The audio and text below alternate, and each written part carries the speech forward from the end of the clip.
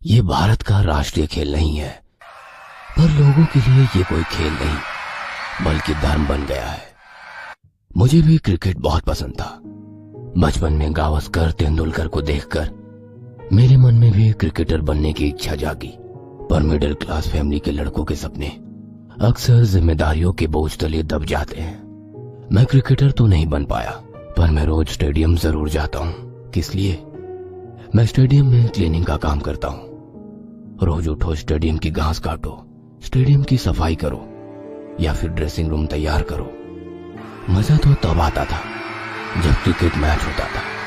Stadium में match देखने का मजा ही कुछ और होता। मैच के बाद वो ड्रेसिंग रूम में जाकर प्लेयर्स का ऑटोग्राफ लेना, उनके साथ तस्वीरें लेना, इसी से दिल को तसल्ली मिलती थी। मगर खुशी को नजर लगती देर नहीं लगती। भारत में कोरोना का फैलाव हुआ, इसी के चलते लॉकडाउन घोषित हुआ।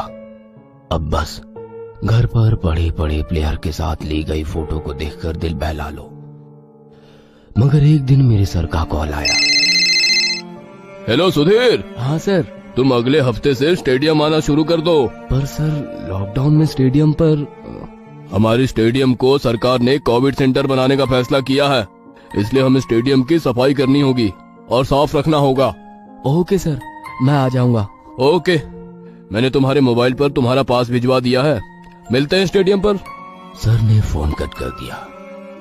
मैंने सर को हाँ तो बोल दिया, पर कोरोना की खबरें देखकर मेरा भी जी घबरा रहा था। हालांकि मैं घर में अकेला रहता था, इसलिए मुझसे किसी को खतरा नहीं था। मैंने लंबी सांस ली और काम पर जाने का फैसला किया। अगले हफ्ते मैं काम पर जाने के लिए तैयार हुआ। हाथ में ग्लव्स, मुंह पर मास्क और पॉकेट में सैनिटाइजर लेकर निकल पड़ा। रास्ते, गली, मोहल्ले सब सुने पड़े थे, जैसे पूरा देश कोरोना का मातम मना रहा हो। मैं स्टेडियम पहुंच गया। वहां जाते ही मेरा तापमान चेक किया गया। मेरा तापमान नॉर्मल था। मुझे अंदर भेज दिया गया। अंदर जाते ही मैंने देखा कि स्टेडियम पर बेड बिछाए हैं। ट्रीटमेंट का सभी सामान भी स्टेडियम पर लाया गया है। अरे सुधीर, तुम आ गए? हाँ सर। ठीक है, सबसे पहले पीपीई किट पहन लो और ड्रेसिंग रूम अच्छे से साफ कर लो। वहां अब डॉक्टर बैठेंगे। ठीक है सर। मैंने पीपीई किट पहन लिया और सफाई का सामान लेकर ड्रेसिंग रूम पहुंचा तो पूरा ड्रेसिंग रूम बदल गया था। अब वहां टेबल, कुर्सी और फाइल्स आ गई थी। मैंने अपनी सफाई का काम शुरू कर दिया। वक्त के साथ साथ मेरा काम भी पूरा हो गया और मेरी छुट्टी हो गई। मैं घर लौटा। घर आकर मैं सबसे पहले नहाने गया। इसके बाद खाना खाकर सो गया। अब यही मेरा रूटीन बन गया था। अपनी सुरक्षा ध्यान में रखते हुए अपना काम करना पड़ता था। जैसे दिन बीत गए,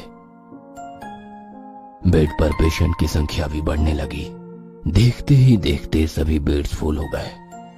डॉक्टर्स डबल शिफ्ट करके पेशेंट का इलाज कर रहे थे। अब स्थिति बद से बदतर होती जा रही थी। मरने वाले पेशेंट की संख्या बढ़ने लगी थी। रोज कहीं डेड बॉडीज को एम्बुलेंस से मुर्दा घर भेज दिया जाता था। मेरे लिए ये बहुत ही दर्दनाक था। पेशेंट को तड़पते हुए देखना, उनके मरने के बाद उनके रिश्तेदारों का रोते हुए मातम मनाना, ये सब मुझे अंदर ही अंदर खाए जा रहा था। अब मुझे रात में सोते समय उस मातम की चीखें सुनाई देती थी। हालत इतनी बुरी हो गई थी कि मुझे अपने शांत कमरे में भी चीखों की गूंज सुनाई देने लगी। मैंने सर से कहकर छुट्टी ले ली और जैसे तैसे अपने गांव चला गया। मुझे ठीक होने में 1-2 हफ्ते लगे। अब कहीं जाकर मेरे जहन से वह बात चली गई। मैंने भगवान का शुक्रिया अदा किया, क्योंकि मेरा कोई भी घर वाला कोरोना की चपेट में नहीं आया था। पर जिन्हें जिन्हें भी इसका सामना करना पड़ा था, उनके दुख मैंने अपनी आंखों से देखे थे। कुछ महीनों बाद कोरोना का कहर कम हुआ, लॉकडाउन भी खुल गया। मैं वापस काम पर लौट आया। अब समय था आईपीएल का, इसलिए स्टेडियम पर जोरों शोरों से तैयारियां शुरू हो गई थी। मैं भी आईपीएल के लिए बहुत उत्तेजित था। अरे सुधीर, तुम और कमलेश कल नाइट शिफ्ट कर लो। मैचेस नजदीक आ रहे हैं और बहुत सारा काम भी बाकी है। Okay sir. मैंने कभी पहले नाइट शिफ्ट नहीं की थी, वैसे नौबत ही नहीं आई थी। पर अचानक आईपीएल डिक्लेयर करने से हमें स्टेडियम जल्दी तैयार करना था। उस रात मैं और कमलेश सफाई कर रहे थे। सुधीर, मेरी यहाँ की सफाई हो गई है, मैं नीचे जाकर सफाई शुरू करता हूँ। अच्छा ठीक है, मैं भी अपनी सफाई पूरी करके नीचे आता हूँ। कमलेश नीचे चला जाता है और मैं अपनी सफाई में मग्न हो जाता हूँ। कुछ देर बाद मैं पीछे देखता हूँ तो जमीन पर किसी के पैरों के निशान थे जो बाथरूम की ओर जा रहे थे। इस वक्त कौन बाथरूम गया है? मैं कदमों के निशान मिलाता हुआ बाथरूम की ओर चला गया। मैंने बाथरूम की ओर देखा तो वहां कोई नहीं था। बाथरूम के शीशे पर धूल जमी थी।